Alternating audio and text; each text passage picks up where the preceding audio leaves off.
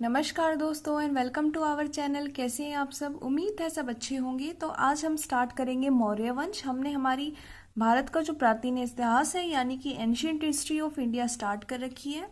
तो आज हमने स्टार्ट करना है मौर्य वंश। हमने देखा था इससे पहले कि घनानंद और चंद्रगुप्त मौर्य के बीच में लड़ाई होती है और आखिर में मगध पर अटैक करने के बाद चंद्रगुप्त मौर्य किसके वजह से ये अटैक हुआ है? चाणक्य की वजह से हुआ है। तो चाणक्य के साथ रहते हुए जो चंद्रगुप्त मौर्य हैं जीत जाते हैं, मगध पे राज करने के लिए तैयार है अब मौर्य वंश।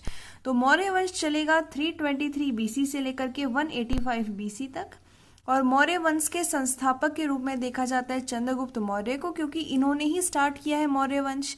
तो ये राज करेंगे 323 बीसी से लेकर 298 बीसी तक। तो इनके मंत्री कह लो या आप कह सकते हो प्रधानमंत्री थे चाणक्य, जिन्हें आप कौटिल्य के नाम से भी जानते हैं। इनकी एक बुक थी अर्थशास्त्र, जिनमें इन्होंने ये बताया किस तरीके से राज करना है, क्या नीति होनी चाहिए, सब कुछ एक बुक में लिख के रखा हुआ है। क्यों? ताकि जो आगे आने वाली जनरेशन है, जब कौटिल्य नहीं रहेंगे तो आगे आने वाली जनरेशन को दिक्कत ना हो, उस अर्थशास्त्र किताब की मदद से वो समझ सके सारी नीति को, इसलिए इन्होंने ये लिखी थी। तो होता क्या है, जब हमारे पास हमने देखा था सिकंदर जो था वो मर चुका था।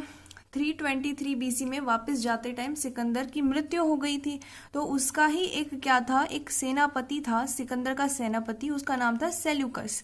ये क्या था? यूनानी था। तो 305 बीसी के अंदर सेल्यूकस युद्ध करता है चंद्रगुप्त मौर्य के साथ। 305 बीसी में सेल्यूकस वीएस चंद्रगुप्त मौर्य। ठीक है। तो होता क्या है, इसके अंदर एक संधि की जाती है इस युद्ध के पश्चात, कि एक संधि होती है चंद्रगुप्त मौर्य और सेल्यूकस के बीच में। तो चंद्रगुप्त मौर्य क्या करते हैं, संधि के तहत 500 हाथी देते हैं सेल्यूकस को, क्योंकि आपने देखा ही था कि मगध के अंदर हाथियों का प्रयोग किया जाता था। तो 500 हाथी दिए गए सेल्यूकस को, और सेल्यूकस ने इसके बदले काबुल, हेरात, कंधार और यहाँ पे बलूचिस्तान जो है हमारे पास, ये दिया था चंद्रगुप्त मौर्य को इस संधि के तहत। तो जब इनकी आपस में लड़ाई हुई तो चंद्रगुप्त मौर्य से सेल्यूकस बहुत ज्यादा इंप्रेस हो गए कि भाई ये जो इंसान है ये तो एक नंबर का इंसान है, बहुत ही बढ़िया है। तो इसकी वजह से इंप्रेस होने के कारण हेलेना जो थी, किसकी पुत्री थी? सेल्यूकस की पुत्री थी हेलेना। तो हेलेना की शादी करवा देते हैं चंद्रगुप्त मौर्य से सेल्यूकस। ठीक है। तो सेल्यूकस की पुत्री हेलेना की शादी हो गई चंद्रगुप्त मौर्य से।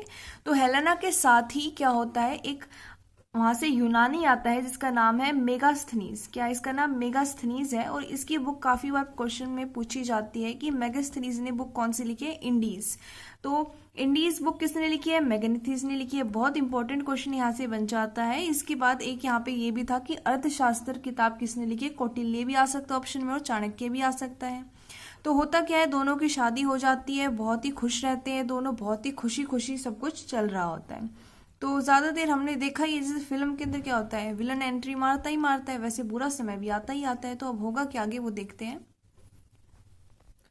फिर भाई बात आ जाती है 300 बीसी की, और जब 300 बीसी की बात आती है तो लगभग 3 वर्ष तक अकाल पड़ जाता है। ना कुछ खाने के लिए है, फसलें खराब हो चुकी हैं, लोग मर रहे हैं, एक तरीके से महामारी सी आ गई है, हर जगह सूखा पड़ गया है। तो जो चंद्रगुप्त मौर्य थे, इन्होंने अपनी तरफ से जितना हो सकता था जनता की, उनकी जो हम कह सकते हैं जो उनका राज्य था उसमें जितने भी लोग रहते थे उन सब की अपनी तरफ से पूरी कोशिश की। जितना भी राजघराने के अंदर खाना था उसको पहुंचाया, अपनी तरफ से फुल कोशिश की। लेकिन ये अकाल जो है ये बिल्कुल भी सुधरने का नाम नहीं ले रहा था, स्थिति बस बिगड़ती ही बिगड़ती जा रही थी। तो होता क्या है भाई, सारे यहाँ पे पंडित बुला लिए, सारे हवन करवा लिए, लेकिन कुछ भी नहीं हो पा रहा। मतलब जो सिचुएशन है वर्स्ट होती जा रही थी, तो कुछ भी नहीं हो पाया। तो लास्ट में एक सोल्यूशन निकाला गया। एक जैन आप कह सकते हैं, जो जैन के हेड होते हैं, उन्होंने बताया भाई एक ही सोल्यूशन है इस चीज का, अकाल अगर तुम्हें ठीक करना है, जो आपका ये पूरा का पूरा किंगडम है, अगर आप इसको फिर से ठीक करना चाहते हो तो एक ही सोल्यूशन है इसका, और वो है सलेखना विधि।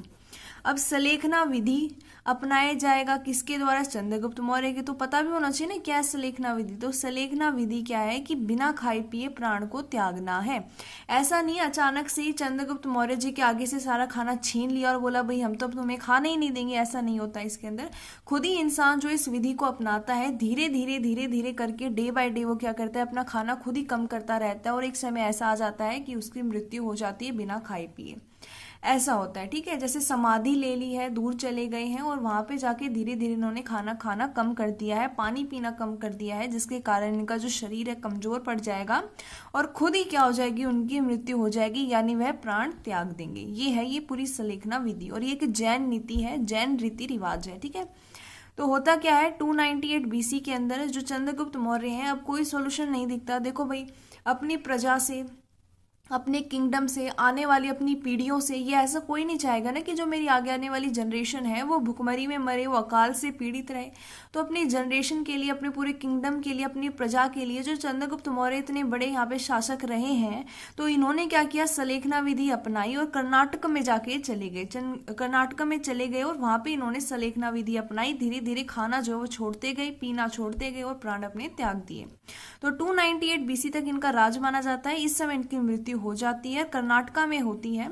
साथ में जो यहाँ पे श्रवण बेबोगोला है, ये क्या है, चंद्रगुप्त बसडी है, यानी यहाँ पे इन्होंने अपने यहाँ पे प्राण त्यागे थे। कहाँ पे, चंद्रगुप्त बसडी में, और ये कहाँ पे, कर्नाटक में है। तो एक क्वेश्चन यहाँ से भी आ जाता है कि सुदर्शन जो लेक है, इसकी स्थापना किसने की थी, किसने इनका निर्माण करवाया था, तो चंद्रगुप्त मौर्य ने करवाया था। कहाँ पे है, ये गुजरात में है, गिरनाल हिल पे है। ये क्या, एक हिल का नाम है, ठीक है। इसके बाद इनकी मृत्यु हो जाती है सलेखना विधि से। क्वेश्चन ये भी आ जाता है, ऐसा कौन सा पहला शासक था जिसने जैन रीति रिवाजों से अपने प्राण त्यागे थे, तो कौन था, चंद्रगुप्त मौर्य जी थे। और अगर ये पूछ लेता है कौन सी जैन नीति से त्यागे थे, तो सलेखना विधि से त्यागे थे, ठीक है। इसके बाद आता है बिंदुसार, और बिंदुसार होते हैं भाई इनके बेटे, और कहा जाता है इनका नाम बिंदुसार इसलिए था क्योंकि इनके पूरे शरीर पे छोटी छोटी बिंदु थी, यानी ऐसी ऐसी बहुत सारी डॉट्स थी।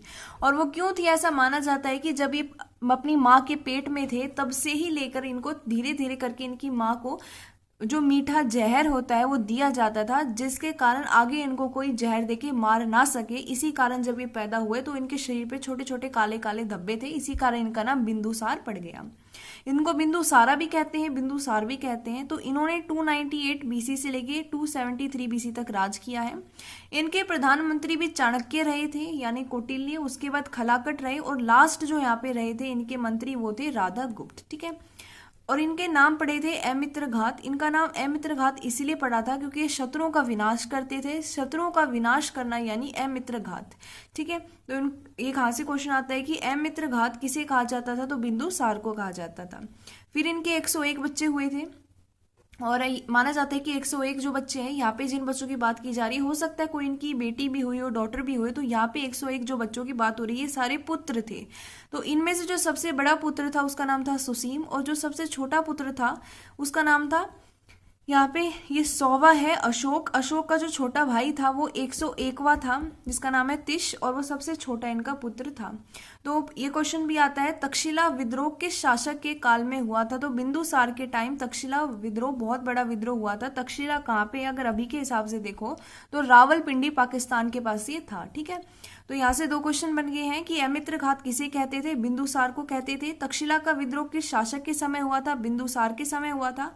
और अगर ये क्वेश्चन भी आए तो ये भी आपको पता होना चाहिए कि मौर्य काल में, मौर्य वंश में आखिरी मंत्री कौन थे, तो राधा गुप्त थे, ठीक है।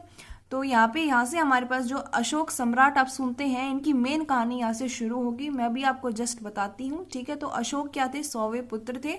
सबसे बड़ा पुत्र कौन था इनका, सुसीम था। तो यहाँ से शुरू हो जाएगा अशोक का राज। तो अशोक जो थे ये 269 बीसी से लेकर 231 बीसी तक बने थे। इससे पहले क्या वो भी बता देती हूँ। सबसे पहले तो जो बड़ा बेटा होता है यानी सुसीम होता है, उन्हीं को बनाया जाएगा राजा, लेकिन उनको इन्होंने टिकने नहीं दिया। इन्होंने क्या किया, जो 100वें पुत्र थे, हमने देखा क्या थे, अशोक थे, और सबसे बड़ा पुत्र था सुसीम। तो इन्होंने क्या किया, अशोक ने 4 सालों में 99 भाइयों की हत्या कर दी। 100वें खुद अशोक थे, और तिश इनका एक छोटा भाई हुआ करता था, उसकी हत्या इन्होंने नहीं की थी। अपने से जो छोटा भाई था, माना जाता है ये दोनों एक माँ के भाई थे।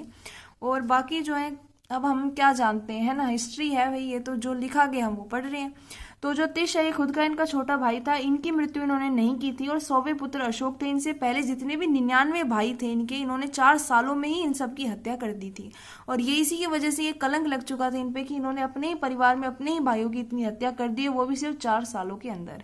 तो इनका जो एम था, इनका ये मकसद था कि भाई मुझे कलिंग पर अधिकार करना है, कलिंग को जीतना है।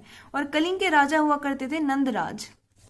तो ये कलिंग को जीतने के लिए इन्होंने क्या किया, 1 लाख लगभग, ये तो लगभग है ना, इससे ज्यादा भी हो सकता है आंकड़ा और इससे कम भी हो सकता है, तो 1 लाख लोगों की इन्होंने हत्या कर दी अशोक ने, और 1.5 यानी यहाँ पे इन्होंने इतने लोगों को बंदी बना लिया। तो ये बहुत ही गलत काम हुआ। यानी ये क्या कर रहे थे, पहले तो इन्होंने अपने खुद ही 99 भाइयों की हत्या कर दी और उसके बाद ये लोगों पर भी कहर बरसा रहे थे। तो ऐसा कोई शासक करे या कोई भी इंसान करे तो उसके लिए तो एक कलंक की ही बात है ना। ये लोगों को इतना मार रहा है, इतने ज्यादा गलत यहाँ पे फैला रहा है माहौल।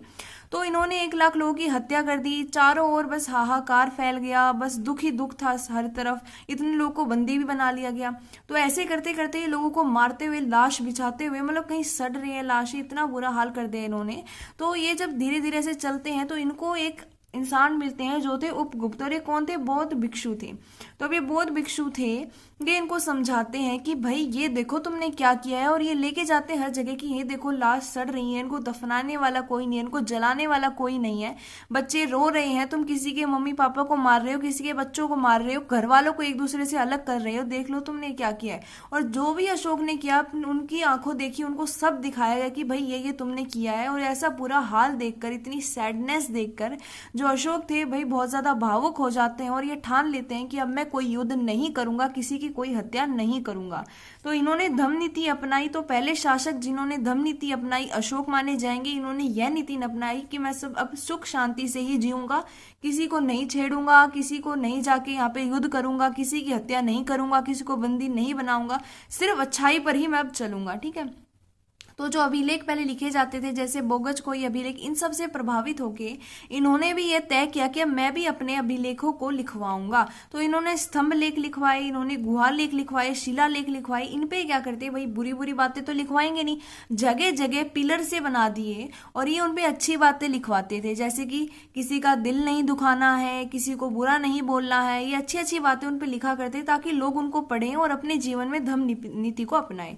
इन्होंने श्रीनगर की स्थापना की थी। क्वेश्चन आ जाता है अगर श्रीनगर की स्थापना किसने की थी, तो अशोक ने की थी। इसके बाद ये अलग अलग इन्होंने लेख लिखवाए थे और ये जो इनके लेख हैं, बाद में भारत के अंदर इतना सब कुछ हुआ तो 1750 के अंदर वापस से इनके अभिलेखों की खोज की गई थी और माना जाता है कि फिरोज शाह जो तुगलक थे अशोक के अभिलेखों को दिल्ली लेके आए थे। ठीक है। तो ये जो अभिलेख की बात हमने की है, तो ये जो अभिलेख थे इनकी खोज तो होगी 1750 में, लेके इनको आगे दिल्ली फिरोज शाह तुगलक, और ये पढ़े गए 1837 में।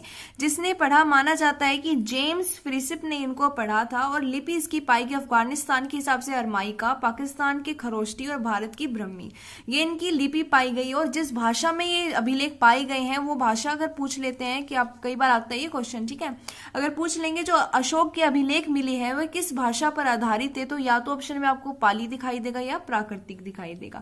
दोनों में से कोई भी दिखाई देगा उसको टिक कर देना, बिल्कुल करेक्ट रहेगा आपका आंसर।